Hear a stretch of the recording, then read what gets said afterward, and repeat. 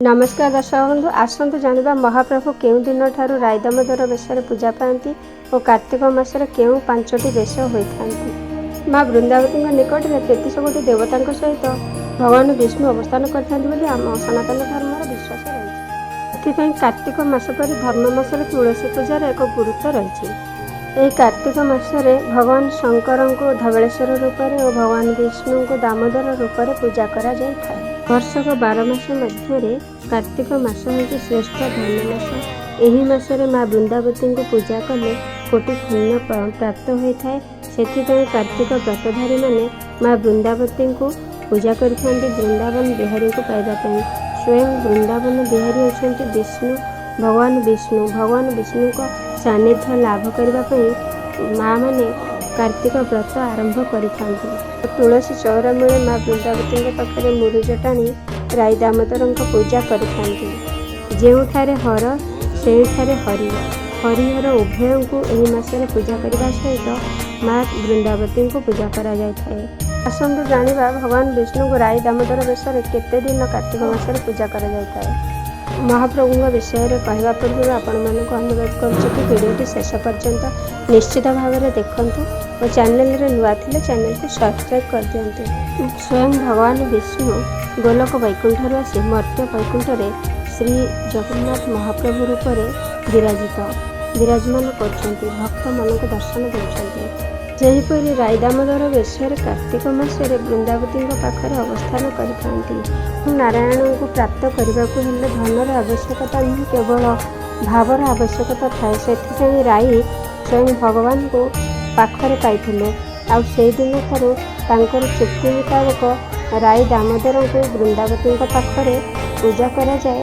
आश्विन मास शुक्ल पक्ष एकादशी तिथि ठारू कार्तिक मास शुक्ल पक्ष दशमी पर्यंत राय दामोदर वेशरे महाप्रभु पूजा पाई।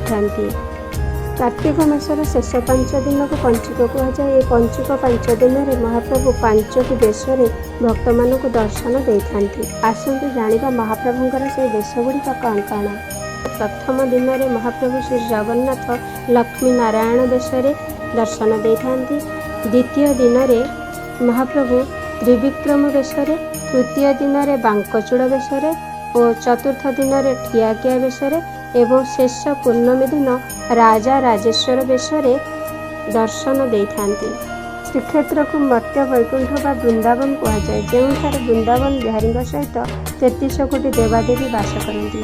से बहु दूरांतर माँ मैंने हविष्य करने वृंदावन को चली आसी था। कार्तिक मासर धर्म कार्तिक व्रताधारी हविष्याणी मैंने महाप्रभुंर समस्त वेश दर्शन कर सारिबा पर कार्तिक व्रत समापन करथांती और कार्तिक व्रत शेष 5 दिन अर्थात मार्गशीर मासर प्रथम 5 दिन में श्रीक्षेत्र परिक्रमा करने सहित पंचतीर्थ भ्रमण करते।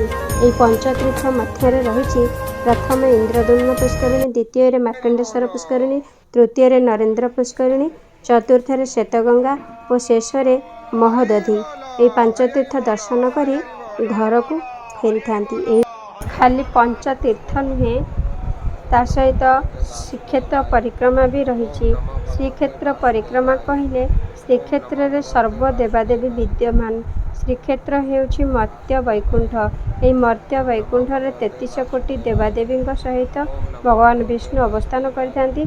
तेणु कार्तिक व्रताधारी मैंने श्रीमंदिर चारिपार्श्व व श्रीक्षेत्र 4 दिगरे सर्वदेवादेवी को दर्शन करी पदरे चाली चाली प्रदक्षिण करथांती और आशीर्वाद कामना करथांती। दीर्घ पाप सकल पाप नाश जाए बोली विश्वास रही।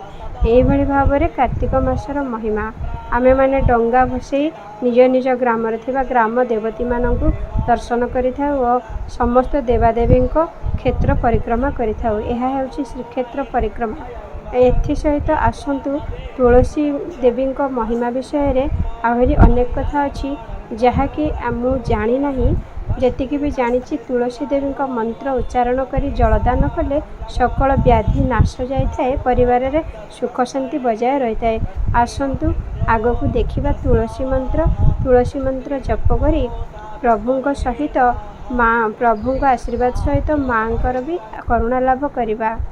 तुलसी मंत्र एहिपरि महाप्रसाद जननी सर्व सौभाग्यवर्धिनी आदि व्याधि हरा नित्यं तुलसी त्वं नमोस्तुते। ओम श्री तुलस्यै नमः। ओम श्री तुलस्यै नमः। ओम श्री वृंदाय नमः। ओम श्री हरिवल्लभाय नमः। एमिति अनेक कथा आम सनातन धर्म रे रही। आपण मानक जदि वीडियो पसंद आसे चैनल को सब्सक्राइब करने सहित वीडियो को लाइक कर दिंतु। रही नमस्कार।